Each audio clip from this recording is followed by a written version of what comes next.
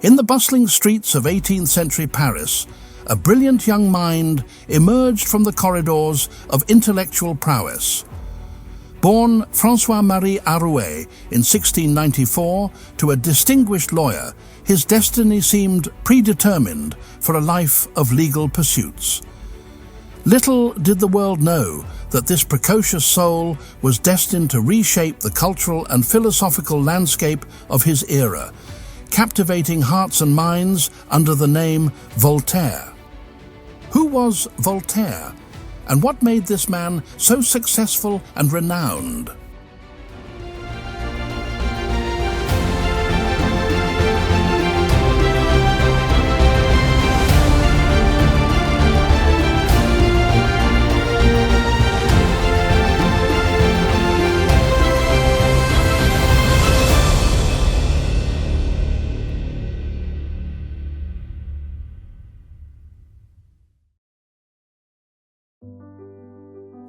The 18th century, often hailed as the Age of Reason, found a spirited icon in Voltaire who deftly navigated the currents of his time with a quill mightier than any sword. But before the ink could flow, Arouet became Voltaire, a strategic rebranding that marked the inception of an era aptly dubbed the Age of Voltaire. Voltaire, a poet of unparalleled talent, etched his name in history at a mere 24 years old, when his first verse tragedy graced the stage of the Comédie Française. Yet, his literary pursuits were not confined to the stage.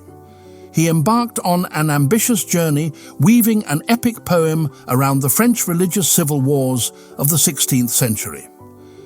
This poetic endeavor wasn't merely a narrative exercise. It was a passionate exploration of the consequences of religious intolerance. Voltaire, under the guise of a national epic, delved into the bloody tapestry of fanaticism and its impact on society. Voltaire was a champion of reason and an ardent opponent of fanaticism, idolatry, and superstition.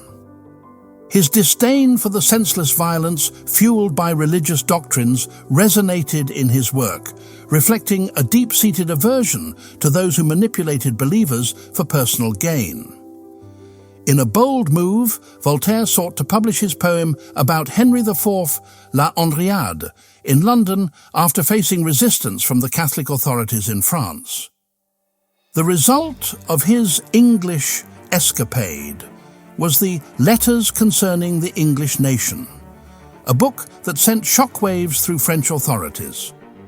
Censored and narrowly escaping imprisonment, Voltaire's work provided an informal yet incisive glimpse into English culture, critiquing religion, politics, science, and literature with wit and irony.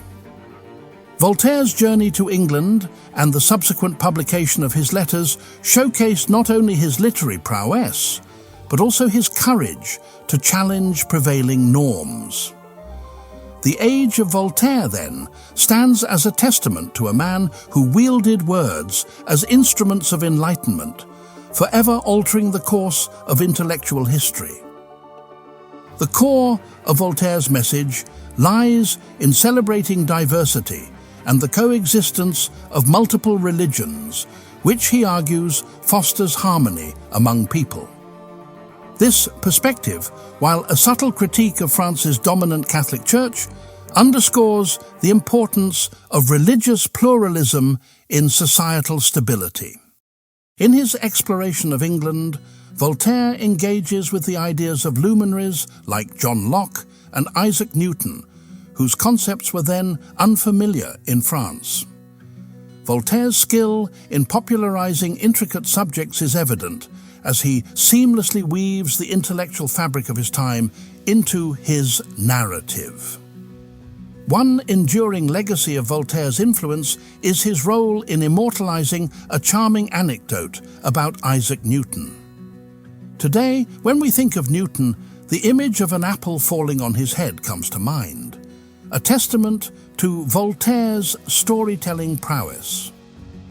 The simple yet powerful image encapsulates Newton's profound explanation of gravity making it accessible to generations.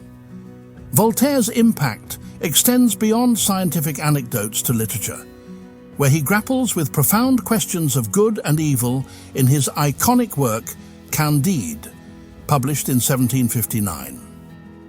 This satirical masterpiece, a bestseller of its time, transcends language barriers and remains a cornerstone of European Enlightenment literature. Voltaire's exploration of optimism in Candide reflects the complexities of the human condition. The title itself, Candide or Optimism, underscores the tension between the protagonist's innocence and the philosophical backdrop of an ordered world. Expressions like pour encourager les autres and il faut cultiver le jardin from the novel have been seamlessly woven into our language, a testament to the enduring influence of Voltaire's work.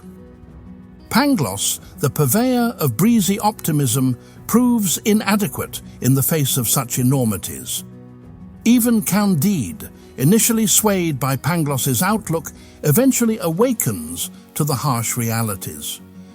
As the pages of the book attest, and sometimes Pangloss would say to Candide, beyond the fictional realm of Candide, Voltaire, in his later years, anchored himself in the chateau at Ferney, near Geneva, emerging as the most celebrated living writer in Europe. Dubbed the Patriarch of Ferney, he transitioned from crafting tales to championing causes. The case of Jean Calas, a Protestant merchant wrongly accused and sentenced in Toulouse, ignited Voltaire's fervour for justice. His impassioned campaign, comprising letters, pamphlets, and the 1763 Treatise on Tolerance, exposed the religious intolerance ingrained in European culture. Voltaire's pen became a mighty sword, slashing through the veils of superstition, intolerance, and irrationality. His rallying cry, "Écrasez l'infâme," crush the despicable, echoed through his crusades against fanaticism. His writings, a potent blend of intellect and eloquence, penetrated the public consciousness. The Calas case, though too late to save the accused, shattered the judgment of the Toulouse court under the weight of public opinion.